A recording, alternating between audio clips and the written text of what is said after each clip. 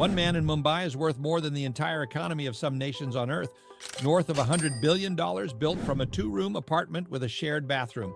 He doesn't drink. He's strictly vegetarian, and he lives in a building that makes its own snow. So how does the son of a petrol pump attendant end up richer than whole countries? It starts in two rooms. Mukesh Ambani was born in 1957 in a British colony on the coast of what's now Yemen.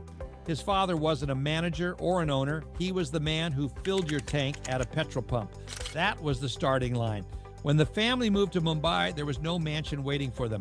There was a chawl, a communal tenement where multiple families shared the same bathrooms, the same corridors, walls thin enough to hear every conversation next door.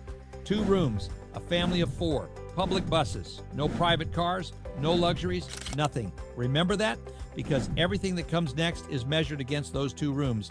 Mukesh studied chemical engineering, then flew to America for a Stanford MBA. One of his classmates, a young man named Steve Ballmer, who'd go on to run Microsoft. Mukesh was on the perfect track, and then he walked away from it. In 1980, his father's health was failing, and the call came home.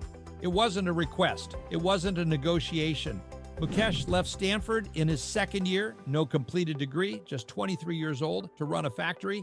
His family's company, Reliance, had started selling spices and polyester yarn out of that same tiny world. His first real job, overseeing the construction of a petrochemicals plant.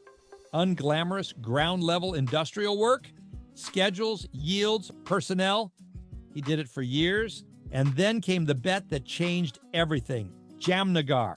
By the early 2000s, the Jamnagar complex had become the largest grassroots oil refinery on the planet, not assembled from old facilities, built from nothing on empty land, every pipeline and processing unit brand new. The scale of capital, engineering, and coordination it demanded is beyond what almost any company on Earth has ever attempted.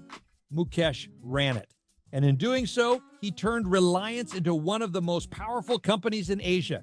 Then, in July 2002, Mukesh's father died, and without a will. Two sons, one empire, zero written instructions. What followed was one of the most public, bitter family feuds in Indian business history. Mukesh, the engineer, his brother Anil, the younger, more social one.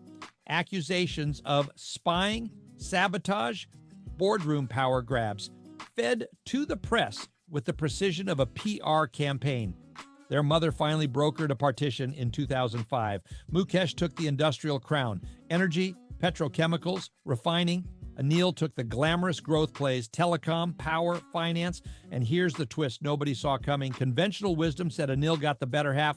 Telecom was the future. Mobile phones were exploding across India. Mukesh got heavy, boring oil refineries.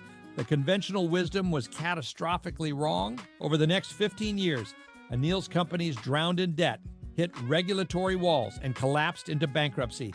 The man-handed the future had nothing left to show for it. And Mukesh waited. Then, in 2016, he moved, committing over $30 billion to build a 4G network from scratch. No acquired towers, no partnerships. He called it Jio. And when Jio launched, it didn't compete. It demolished free voice calls, mobile data at a fraction of what anyone else charged. Rivals like Airtel and Vodafone bled subscribers by the millions almost overnight. Smaller operators simply vanished. By 2026, Jio has over 500 million subscribers and total dominance over Indian telecom. The man who was handed the oil, the supposedly stagnant half, had quietly conquered the very sector his brother was supposed to own. It's not just a comeback, it's a complete inversion of fate. But a dynasty isn't just a company, it's a family. In 1985, Mukesh married Nita, a former school teacher his father spotted dancing at an event. 40 years later, the household is, by billionaire standards, almost unbelievably restrained. No drinking, strictly vegetarian, no tabloid scandals, no public fractures. Discipline runs straight from the boardroom into the home. Their twins, Akash and Isha, were born through IVF after years of waiting. Their youngest, Anant, followed, and in 2024, Anant got married in a celebration with no precedent in the recorded history of weddings anywhere on Earth. The pre-wedding festivities were staged in Jamnagar, the very city where Mukesh built that record-breaking refinery. Rihanna performed for a reported fee between $8 and $9 million. Justin Bieber performed. The Backstreet Boys performed. Over 2,000 guests flew in from across global business, politics, and entertainment. The total cost? Estimates run from $600 million to a full $1 billion. One wedding. The backlash was instant and global, but it only proved the point. This family occupies a position in Indian life so singular that the normal rules of how wealth gets displayed simply don't apply to them. And that position has a physical address. On Altamount Road in South Mumbai stands a building that stops people in the street, not because of how it looks, but because when they try to categorize it, the categories just run out. It's not a tower, it's not a palace, it's Antilia. Completed in 2010, it rises 27 stories across 400,000 square feet, built at an estimated cost of $1 to $2 billion. It is, by every measure, the most expensive private home ever built. Inside, a garage for 168 cars across multiple underground levels, a private 50-seat cinema, a ballroom, hanging gardens that need their own dedicated horticultural staff, a temple, a full spa, 3 helipads stacked on the roof, and one room, the detail in every single profile ever written, where artificial snow falls from the ceiling on demand in a tropical coastal city that has never once in recorded history seen real snowfall. The building is engineered to survive earthquakes because at this level, the risk calculus includes geology itself. It's maintained by a permanent staff of 600 people. 600 just to run one family's home. And the fleet that surrounds the fortress matches its scale. A customized Boeing 737 MAX, configured as a flying residence, serves as the family's main long-haul jet. There are additional jets and helicopters for shorter hops. One helicopter, reportedly bought for Nita at around 250 crore rupees, is said to include a private bedroom and a jacuzzi in the air. Indian media has whispered about a super yacht some call a floating Antilia. A fleet of supercars completes a collection that spans every category of personal transport on Earth. A home that snows indoors, a private air force, a security architecture so deep it employs hundreds. This is what the trillionaire life actually looks like in concrete and steel, but it doesn't describe where Mukesh is going next. Because in February 2026, Mukesh made an announcement that put Reliance at the center of the global AI conversation. He committed roughly $110 billion over 7 years to AI data centers, digital infrastructure, and the clean energy to power them.